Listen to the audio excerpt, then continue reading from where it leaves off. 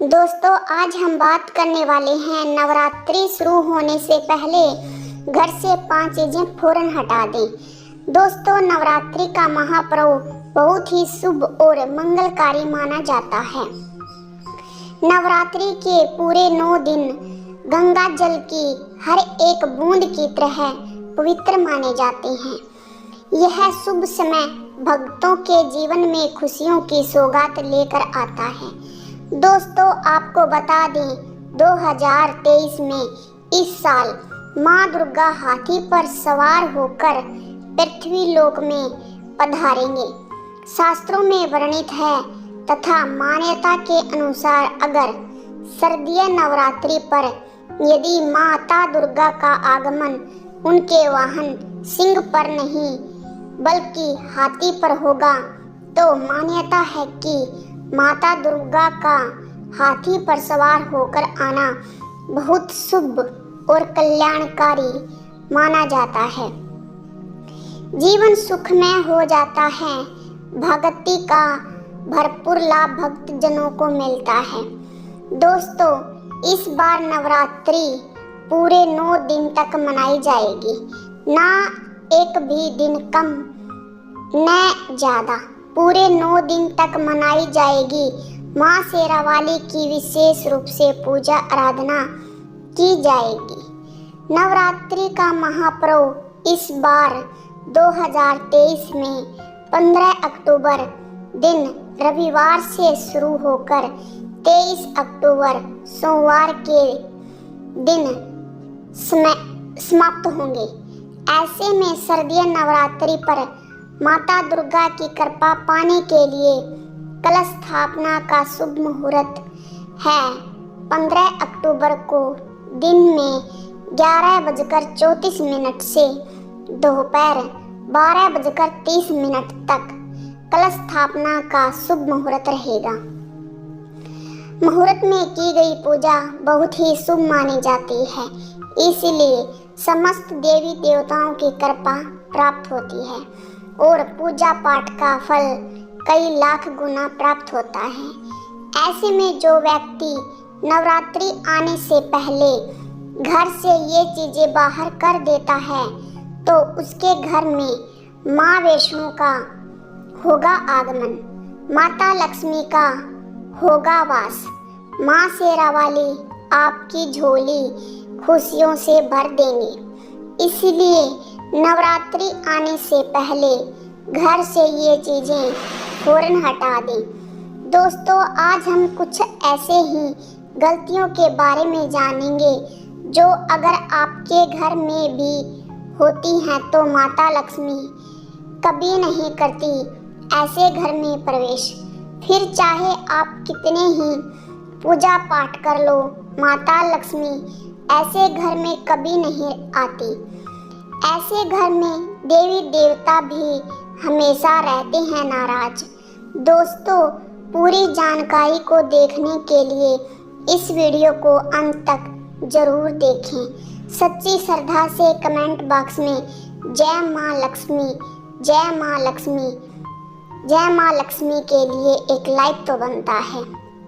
दोस्तों, सबसे पहले नवरात्रि के पहले ही मंदिर की अच्छे से साफ सफाई कर लें। मंदिर के अंदर अगर पुरानी मालाएं हैं, टूटी फूटी मूर्तियां हैं, उसके साथ ही खाली माचिस की डिब्बी रखे हुए हैं तो उन्हें बाहर फेंक दें तथा खंडित मूर्ति को किसी नदी में प्रवाहित कर दें। घर में छोटे बच्चों को नवरात्रि का व्रत नहीं रखना चाहिए, इससे उनकी जान को खतरा हो सकता है, क्योंकि इस व्रत में शरीर को अधिक शक्ति की जरूरत होती है। माता शेरावाली की तस्वीर अगर कांच के फ्रेम की है और वह हल्की सी भी अगर टूटी हुई हो तो ऐसी कांच को बदलवा ले या ऐसी तस्वीर को गंगा जल में विसर्जित कर दें। टूटी मूर्ति की पूजा करने से, टूटी तस्वीर की पूजा करने से आपकी श्रद्धा भक्ति व्रत आदि सब टूट जाता है। आपका व्रत खंडित हो जाता है। दोस्तों, नवरात्रि के 9 दिन बहुत ही पवित्र होते हैं। नवरात्रि के 9 दिनों घर को साफ सुथरा और पवित्र रखना अति आवश्यक है। इसलिए नवरात्रि के 9 दिनों में ब्रह्मचर्य का पालन किया जाता है और तामसिक भोजन ग्रहण नहीं किया जाता। नवरात्रि के 9 दिनों में माता रानी के भक्तों को प्याज, लहसुन, मांस, मदिरा और अंडे से दूर रहना चाहिए। अधिकतर भक्त नियम का पालन भी करते हैं, लेकिन वह एक गलती कर बैठते हैं। वह नवरात्रि के 9 दिनों में अपने घर इन अपवित्र चीज़ों को रख लेते हैं। ऐसा भूल कर भी नहीं करना चाहिए। भागवत पुराण के अनुसार नवरात्रि के 9 दिनों तक माता रानी अपने भक्तों के घर में वास करती है। अगर आप भी चाहते हैं कि माता रानी आपके घर में वास करे, तो आप अपने घर के वातावरण को पवित्र रखें और नवरात्रि शुरू होने से पहले ही अपने घर से प्याज, लहसुन, मीट, अंडा और मदिरा को बाहर निकाल दें। अपने घर को साफ रखें। इन वस्तुओं को घर से बाहर निकालने के बाद अपने घर में ईंट पत्थर भी नहीं रखने चाहिए। इससे माता लक्ष्मी नाराज होती है। अब हम जानते हैं नवरात्रों के दौरान क्या नहीं खाना चाहिए और क्यों नहीं पीना चाहिए और कौन सा फल खाने से व्रत संपूर्ण और सफल हो जाता है। दोस्तों, हमारे चैनल को सब्सक्राइब जरूर करें और इस बेल आइकन को दबाना ना भूलें। तो आइए शुरू करते हैं। दोस्तों, नवरात्रि के दिन जरूर खाना चाहिए। शास्त्रों में बताया है कि भगवान के भोग में के बाद ही जरूर अर्पित किया जाता है। अगर आपका व्रत है तो आपको केला, पपीता, तरबूज और मीठे अंगूर जरूर खाने चाहिए।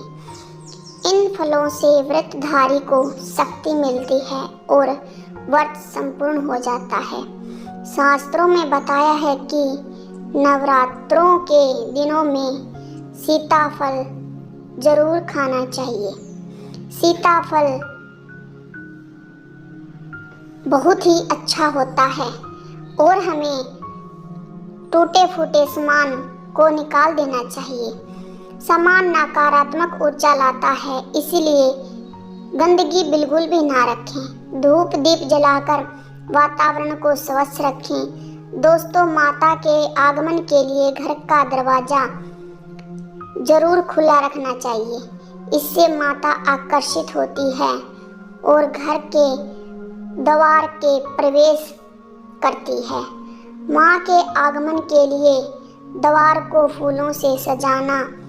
दोस्तों, कई लोग ऐसे होते हैं जो माता रानी की चौकी कागज बिछाकर बनाते हैं, जो कि बिल्कुल गलत माना गया है। माता की चौकी के लिए आप नीचे लाल कपड़ा बिछाएं। लाल कपड़ा और सफ़ेद कपड़ा काला कपड़ा और सफ़ेद कपड़ा भूल कर भी नहीं बिछाएं। ध्यान रखें, कपड़ा फटा नहीं होना चाहिए। दोस्तों, अगर आपके घर में देवी देवताओं की खंडित मूर्तियां हैं या फटा हुआ चित्र अगर हो, उसे किसी पवित्र नदी में विसर्जित कर दें, क्योंकि ऐसी मूर्तियां और चित्र दुर्भाग्य लाती हैं। देवी देवताओं की खंडित मूर्तियों की पूजा न करें और न ही उन्हें घर में रखें, क्योंकि उन्हें घर में रखना बुरा माना जाता है। दोस्तों, यहाँ अधिकतर लोग अपनी छत या घर के मुख्य दरवाजे के आसपास कबाड़ इकट्ठा करके रखते हैं। अगर आपने भी अपने घर के मुख्य दरवाजे या छत पर या फिर किसी खासकर घर की उत्तर दिशा में कबाड़ इकट्ठा किया है तो नवरात्रि शुरू होने से पहले उसे घर से अवश्य निकाल दें। दोस्तों, यदि आपके घर कोई भी बंद घड़ी है तो नवरात्रि शुरू होने से पहले उसे अपने घर से हटा दें और नई घड़ी ले आएं या उसकी मरम्मत करवा लें। घड़ी को प्रगति का प्रतीक माना जाता है। बंद घड़ी समय से पीछे चलने वाली हमारी प्रगति में बाधा डाल जाती है। इसलिए नवरात्रि शुरू होने से पहले ही आप बंद घड़ी को घर से बाहर निकाल दें।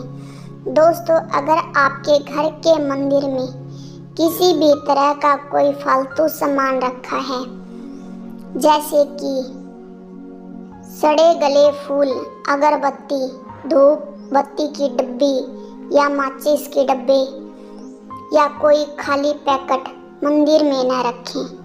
फिर कोई फटी पुरानी धार्मिक पुस्तक या भगवान के कोई भी पुराने कपड़े जो खर्च गए हैं या मुकुटमाला जो खराब हो गई है तो उन्हें आप जितना जल्दी हो सके अपने मंदिर से हटा दें। नवरात्रि से पहले आप अपने मंदिर की और मंदिर के आसपास की साफ सफाई अवश्य करें। तभी माता रानी की चौकी स्थापित करें। इसके साथ ही आप अपने धन रखने के स्थान की सफाई भी अवश्य करें, क्योंकि नवरात्रि के दौरान माँ लक्ष्मी भी घर में प्रवेश करती है। धन रखने के स्थान पर किसी भी तरह का कोई भी फालतू सामान, टूटा हुआ सामान न रखें। धन रखने के स्थान को मंदिर की तरह ही साफ रखें। नवरात्रि के दौरान माता रानी पूजा की कोडियों में शामिल करें। माता रानी के साथ साथ रोजाना कोड़ी का भी पूजन करें। इसके बाद गौरी को धन रखने के स्थान पर रख दें। ऐसा करने से बरकत हमेशा होती है। अगर आपके पास पुराने जूते चप्पल इकट्ठे हो गए हैं तो नवरात्रि से पहले उन्हें घर से बाहर निकाल दें। पुराने जूते चप्पल की अशुद्धता के कारण ही घर में नकारात्मक ऊर्जा आती है और घर में अशांति और तरह का माहौल होता रहता है। नवरात्रि आने से पहले घर से निकालना न भूलें। अगर जिस घर में ज़्यादा सामान होता है उस घर में माता रानी कभी भी वास नहीं करती।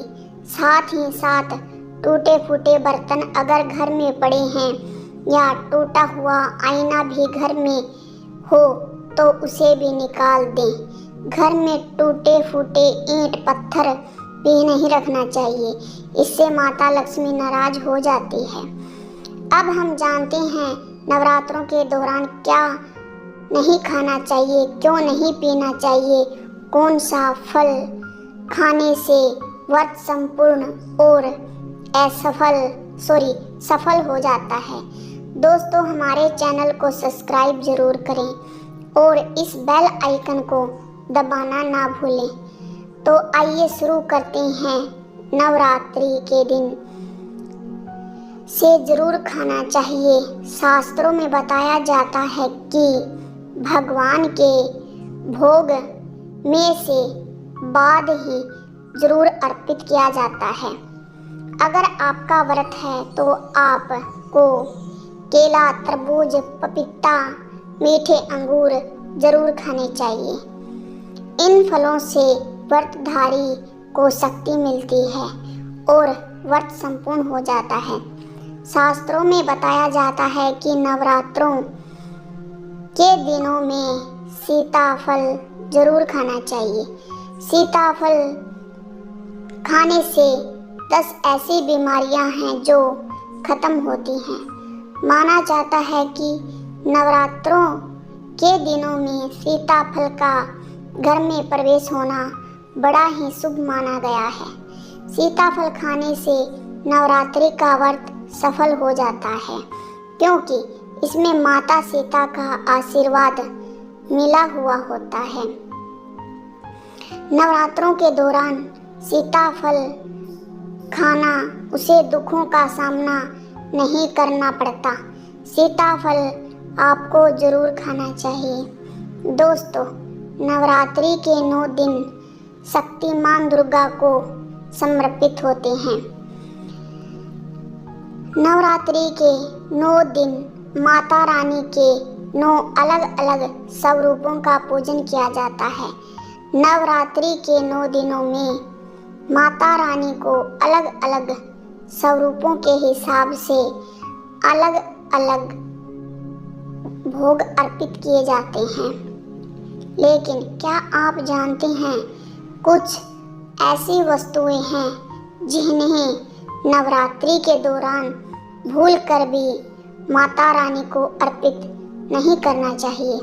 अगर इन वस्तुओं को आप गलती से भी माता रानी को अर्पित कर देते हैं तो आपको और पूजन का पूर्ण लाभ नहीं होगा।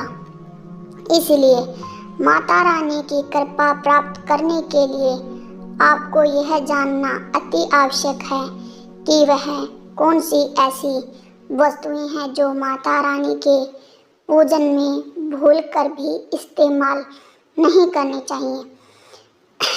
आइए माँ का जयकारा लगाते हुए इस वीडियो को शुरू करते हैं। दोस्तों, नंबर 1, नवरात्रि के दौरान शादीशुदा महिला को सफ़ेद कपड़े पहनकर पूजा पाठ नहीं करना चाहिए। साथ ही साथ काले कपड़े भी नहीं पहनना चाहिए। इससे पूजा व्रत आदि खंडित हो जाती हैं। माता की चौकी जब आप लगाएं तो उसके नीचे कागज नहीं लगाना चाहिए। माता की चौकी हमेशा लाल कपड़े बिछाकर ही बनाना चाहिए। हमेशा याद रहे, नवरात्रों के इन 9 दिनों तक व्रतधारी को अपना आसन चौकी के आगे ही लगाना चाहिए और मंदिर को नवरात्रि के दौरान अकेला नहीं छोड़ा जाना चाहिए। बहुत ही नवरात्रि के दौरान अकेला छोड़ना मंदिर को बहुत ही अशुभ माना जाता है। इससे माता दुर्गा नाराज होती है और हमेशा के लिए चली जाती है। दोस्तों, नंबर 2, नारियल। हिंदू धर्म में नारियल को समृद्धि, धन, सर्वदा और सम्मान का सूचक माना जाता है। नारियल को श्रीफल भी कहा जाता है। नारियल को सुख, वृद्धि और वृद्धि में वृद्धि करने वाला माना जाता है। नारियल का हर मंगल कार्य में विशेष महत्व होता है। जैसे कि आप सभी जानते हैं कि माता रानी के कई मंदिरों में नारियल से भेली भी दी जाती है और माता रानी के पूजन में नारियल का इस्तेमाल हम सभी करते हैं। खासकर कलश की स्थापना नारियल रखने से होती है। माता रानी के पूजन में हम नारियल इस्तेमाल करते समय कुछ गलतियां कर बैठते हैं। दोस्तों, नारियल कई प्रकार के होते हैं। एक हरा, दूसरा सूखा, जिसके अंदर पानी होता है। जिस नारियल के अंदर पानी होता है, माता रानी के पूजन में सदैव पानी वाला और जटा वाला नारियल ही इस्तेमाल करें। नारियल का पूर्ण होना चाहिए। नारियल चटका हुआ या टूटा हुआ नहीं होना चाहिए, क्योंकि साबुत नारियल ही पूर्ण और पवित्रता का प्रतीक होता है। साबुत नारियल ही सुख समृद्धि का प्रतीक होता है। साबुत नारियल को श्रीफल यानी कि माँ लक्ष्मी का फल कहा जाता है। नवरात्रि में माता रानी के स्थापना करते समय जट वाला यानी कि पानी वाला नारियल ही कलश पर स्थापित रखना चाहिए। साथ ही यह ध्यान रखना चाहिए कि नारियल को सदैव कलश के ऊपर लेटा कर रखना चाहिए। घट स्थापना करते समय कभी भी नारियल को खड़ा करके नहीं रखा जाता। नारियल को सदैव लेटा कर कलश के ऊपर रखा जाता है। साथ ही नारियल को स्थापित करने से पहले आप नारियल को लाल कपड़े में लपेटकर उस पर लाल चुनरी ओढ़ाकर आप नारियल को कलश के ऊपर स्थापित करें। शास्त्रों के अनुसार कलश के ऊपर जब सही तरीके से नारियल रखा जाता है और सही प्रकार का नारियल रखा जाता है, तब यह व्रत और भोजन का पूर्ण फल प्राप्त होता है। यह भी ध्यान रखें कि महिलाएं माता रानी को नारियल अर्पित कर सकती हैं, लेकिन कभी भी माता रानी के सामने नारियल को भूल कर भी नहीं वह देना, क्योंकि नारियल बीज रूपक होता है और स्त्रियां बीज रूप से ही शिशु को जन्म देती हैं। इसीलिए कभी भी महिलाओं को नारियल को नहीं तोड़ना चाहिए। नवरात्रि में माता रानी का व्रत और पूजन किया जाता है, लेकिन नवरात्रि के दौरान सबसे ज़्यादा महत्व होता है कन्या पूजन का। दोस्तों, माना जाता है कि व्रत और उपासना से माता रानी इतना प्रसन्न नहीं होती जितना कि कन्या के पूजन से। नवरात्रि में छोटी छोटी कन्याओं को माता रानी का स्वरूप माना जाता है। कन्याओं को भोग लगाया जाता है, उन्हें प्रसन्न किया जाता है, बदले में आशीर्वाद मांगा जाता है। कन्याओं को प्रसन्न करने के लिए गिफ्ट आदि उपहार वगैरह दिए जाते हैं।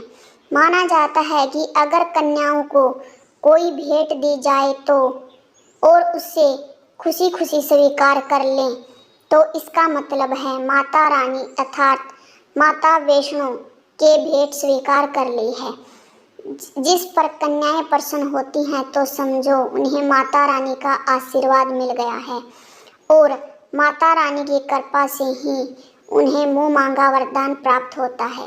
नवरात्रि में 2 साल से लेकर 10 साल तक की कन्याओं का पूजन होना चाहिए।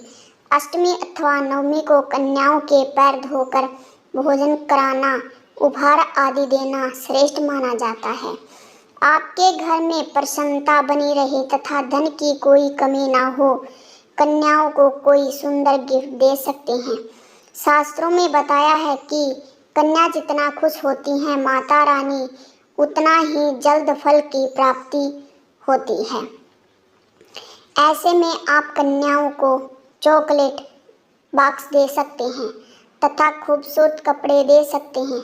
याद रहे, काले कपड़े न दें और स्टील के बर्तन भी गिफ्ट के तौर पर दे सकते हैं। दोस्तों, जब कन्या अपने घर के लिए प्रस्थान करे तो उनके चरण छू लें और अपने मन में अपनी प्रार्थना को पूरा करें। सच्चे दिल से मांगी मुराद माता रानी अवश्य पूरी करती है। आज की वीडियो में बस इतना ही। Please like share subscribe my channel.